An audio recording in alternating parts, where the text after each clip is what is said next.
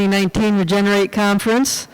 I know from my perspective it was a very full day of learning yesterday, and I think today promises to be more of the same. We've got a great lineup of presenters, and then we're going to have the roundtables in the afternoon so we can dive deep into some of these topics and share our experiences beyond those that are up here on the stage. We all get an opportunity in those roundtables. I thought since so many of the presentations that we've had kind of keep us in our head, I wanted to start the morning with a poem by Joy Harjo, a Native American poet from New Mexico and America's most recent poet laureate. I think Harjo's poem speaks to much of what was presented yesterday and what we're going to be discussing today. And in particular, I felt like yesterday's presentations and conversations enriched my understanding of how our health and the health of our soils, plants, animals, families, and communities are so deeply intertwined. I also observed so much passion and talent and compassion with all of you in the audience as I listened to conversations. And so I think my appreciation has grown even more for the miracle of our interdependence and the synergies that can be supported if we observe, listen, and approach life humbly. Remember, by Joy Harjo. Remember the sky that you were born under. Know each of the stars' stories. Remember the moon. Know who she is. Remember the sun's birth at dawn. That is the strongest point of time. Remember sundown and the giving away tonight. Remember your birth, how your mother struggled to give you form and breath. You are evidence of her life and her mother's and hers. Remember your father. He is your life also.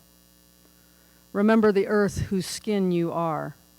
Red earth, black earth, yellow earth, white earth, brown earth. We are earth. Remember the plants, trees, animal life, who are all have their tribes, their families, their histories too. Talk to them. Listen to them. They are alive poems. Remember the wind. Remember her voice. She knows the origin of this universe. Remember you are all people, and all people are you. Remember you are this universe, and this universe is you. Remember all is in motion, is growing, is you. Remember language comes from this. Remember the dance language is, that life is. Remember.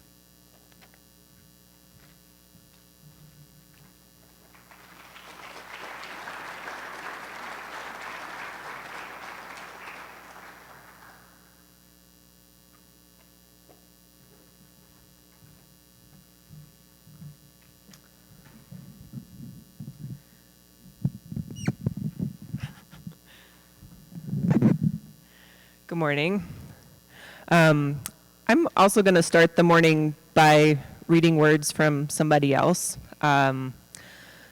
Somebody close and near and dear to my heart who was not able to be here sent this along. Kate Greenberg, who is now the Ag Commissioner in Colorado, sent this and asked that I read it to you all. She, until about a year ago, was the board president of Quivira and has moved on to step into a much larger leadership role. So she is missed, but she sent this. Dear Quivira family and all who are part of the Regenerate community, it delights me to think about you all gathering together in Albuquerque for Regenerate this week. So many of us consider this gathering a kind of family reunion, a sacred time to slow down, reconnect, become newly inspired, and made whole again after a long season of hard work and uncertainty. The Quivira Conference has served as a guidepost for me over the 7 years I have been a member of the Quivira board. It has evolved, as Quivira always has, into a remarkable partnership with the American Grass-Fed Association and Holistic Management International. We are proud of this partnership and grateful to our partners for sharing an ethos of collaboration, thinking outside the box, and commitment to land, animals, and people. I would be with you this week were it not for a few big items on my plate back here in Colorado, namely presenting the Department of Agriculture's budget request for the Joint Budget Committee, which includes a request for funding to launch a farmer and rancher-driven soil health program. However, with you this week are two members of the Quivira community who were appointed by Governor Polis to serve on the Colorado Ag Commission, George Witten and Catherine Bedell. Thank you both for being here. I really appreciate it. In November of last year, after the election, Colorado Governor Jared Polis opened up applications for all of his cabinet level positions. When I finally decided to put my name in the hat, I was very clear about my commitment to the Radical Center. I wanted to see how I could help integrate more of the Radical Center into politics and government with two clear goals: help farmers and ranchers in making a life and livelihood for themselves and their families on the land, and strengthen our shared commitment, resources, and policies that allow agriculture to be a driving force in protecting and investing in land, water, soil, climate, and community. Quivira means the place on the map not yet named. How beautifully our community steps into the challenge of walking uncharted territory. In doing so, you have helped build a map that I am now leaning on in my role as commissioner, that so many practitioners are leaning on in their work on the land, and which I hope future generations lean on as they chart their own yet to be discovered terrain. To the staff and boards of Quivira, the American Grass-Fed Association, Holistic Management International, to all of the volunteers, to all of you, farmers, ranchers, advocates, researchers, public servants. It is about supporting life, cultivating abundance both on the land and within your own lives, and it is work that has to do with body, mind, and heart. I commend you for working from the hearth, for embracing complexity, and welcoming diversity of people and perspectives as we continuously expand the circle of the Radical Center. Have a wonderful rest of your week. Come visit me in Colorado anytime. In gratitude and service, Kate. So I wanted to talk a little bit about this letter. And so I stepped into a leadership role at Quivira 3 years ago. And I feel like Kate and I's paths are really sort of intimately tied together. Probably 3 years prior to that, I was running farmers markets here in Albuquerque. I was at the New Mexico Organic Farming Conference, and this woman with crazy curly hair was there running this booth with the National Young Farmers Coalition, and we started talking, and she said, yeah, I need to hire somebody here in New Mexico to be an organizer. And I thought, well, that sounds kind of cool. I want to work with young farmers. And that was the initiation of a really deep and meaningful relationship. It was definitely that me signing up with the National Young Farmers Coalition that put me in a position to be asked by Virginie and Avery to join the Quivira Coalition to help run our apprenticeship program. And that opened the door for me to step into a leadership role in this organization. And I want to tell this story because I want to focus on that program a little bit in my comments this morning. I'd like to ask all of our NAP apprentices and all of our herd fellows to stand up.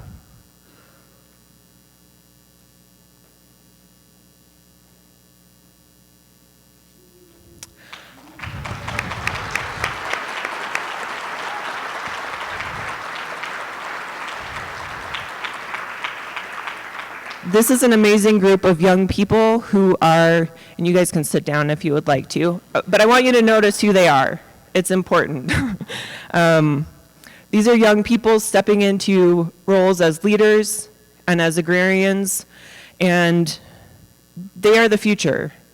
They are going to take on some really heavy challenges in the next 2 decades. Yesterday, I talked a little bit about the connections between health and climate change, and these are the folks who are going to have to really take on needing to be adaptable. I think that there's this connection between those ideas and the radical center.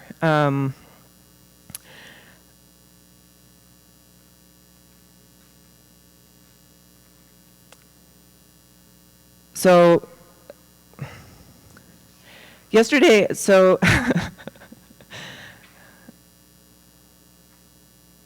stepping into, the reason I wanted to talk a little bit about my experience and knowing Kate is that I stepped into a leadership role at Quivira being entirely unprepared to do so. Woefully ill-equipped and underexperienced to take on the challenge of leading that organization, but I was really committed to the values of Quivira, and I continue to be. And I think that over the last 3 years, I've really risen to the challenge. And I think that having all of you here is a testament to that. And I bring this up because I feel like, it's been an exercise in adaptation. And we look at the young people here, and we had a nap day on Tuesday. And we talked a lot about sort of like, who are these folks who are stepping into roles in leadership in agriculture and agricultural careers, and are they prepared to do that, and are they prepared to take on ownership of land? And the reality is they're probably not.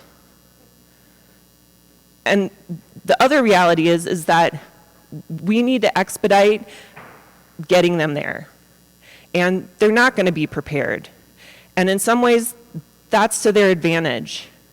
They need to step into those roles, and it needs to be hard, and they'll need to learn how to adapt. And that's going to be a really important skill to have moving into what the next 2 decades are going to offer up to them.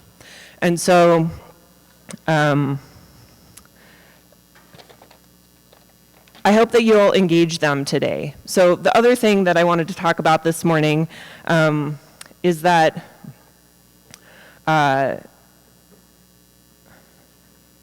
later today, we're going to be stepping into roundtable sessions.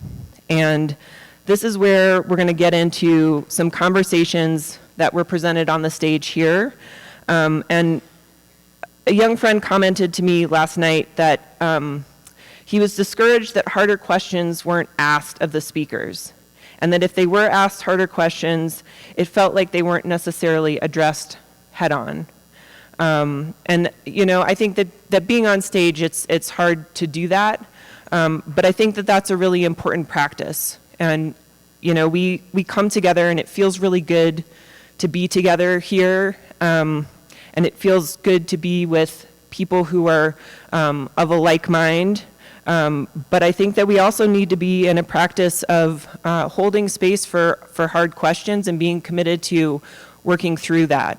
I think that there's going to be some challenging topics on the stage this morning, and I hope that we will ask some hard questions, but that we'll do it with compassion and with humility, and really work in a practice of taking ourselves to task, but in a way that enables us to be better and enables us to be adaptive. Quivira is founded on the idea and practice of the Radical Center. And so, I hope that we embrace that, and that we step into the conversations today being willing to be in that space where we practice it because it's what we need to demonstrate to the next generation, and we need to sort of sit in an uncomfortable space and ask hard questions and recognize that we have a shared love for the land, but that it is our difference and our ability to engage in a conversation about that makes us stronger and more resilient. So with that, I'm going to turn the mic over to Carrie Balkcom. Thanks all so much for listening to me ramble on about that, and everybody think about Kate.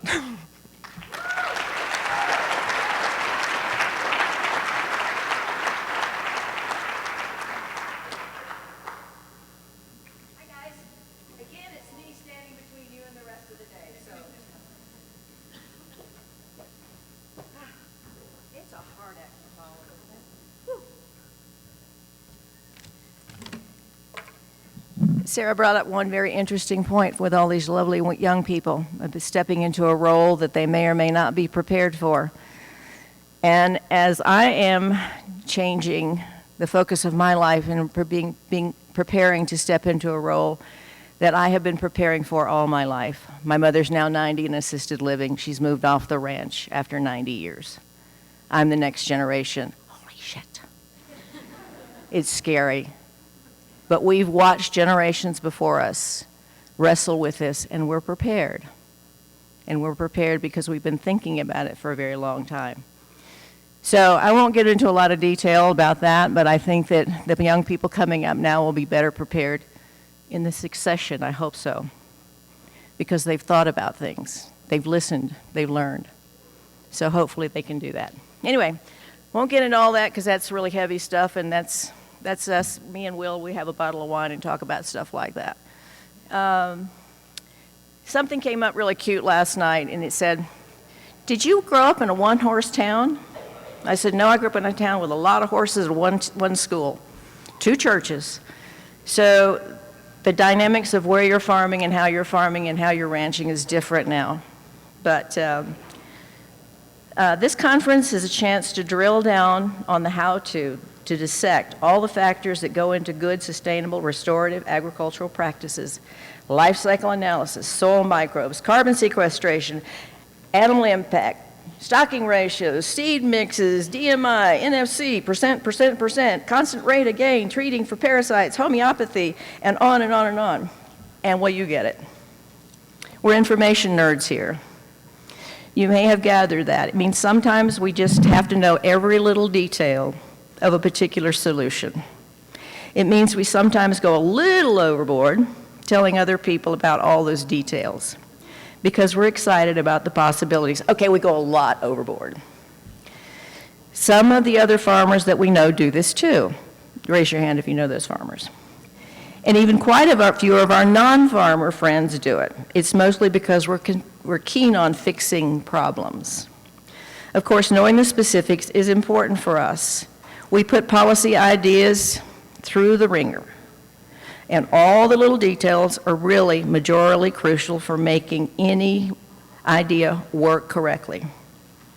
But as we're talking about solutions, we sometimes get bogged down in the details. That's when our audience can miss not only the basics and our enthusiasm, but also the important thing, the big picture.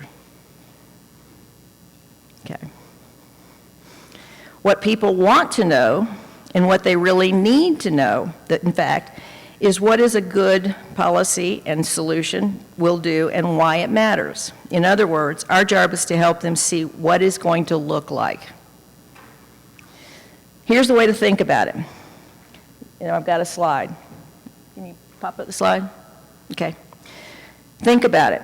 Imagine yourself standing in a grocery store trying to choose a box of brownie mix. There's a reason that you want to look at the front of every single box is a picture of a delicious brownie. Note that the front of the boxes do not go into detail about how the leavening agent is activated or how the manufacturer decided on the proportions of the chocolate to flour. No, not even the back of the box gives you simple instructions and a few easy steps with pictures. We should follow the brownie mix rule. Focus on outcomes, how people envision the end result. We got to talk about that a little bit. Here's just a few reasons that this is important. The notion of the dispassionate mind was debunked a long time ago. The facts and the numbers and the mechanisms are terribly important for designing and implementing good systems, but just about nobody makes decisions on what measures of support or reject by rational weighing of evidence and sorting through the facts. Cognitive science, neuroscience, political science, psychology, they all say that we make most decisions based on our emotional responses. Focusing on outcomes and why they matter for people is not sugarcoating things or dumbing down. It's giving people the information they need to make a decision. And I'm going to skip that part because it's, anyway. All right. This is the time and place for discussing details, but with many audiences who really count, when we're deep in the weeds, we risk them losing interest. And worse, ceding their storyline and what you get, the moral high ground, why it matters, to opponents of our policies. As a wild pollster recently put it, when you're explaining the details, you're losing. Please keep focused on the brownies. We talk about soil, we talk about animals, we talk about earth, we talk about climate, we talk about water, we talk about weather, we talk about everything. We're talking about food. Keep that in mind. That's your brownie box. Thank you.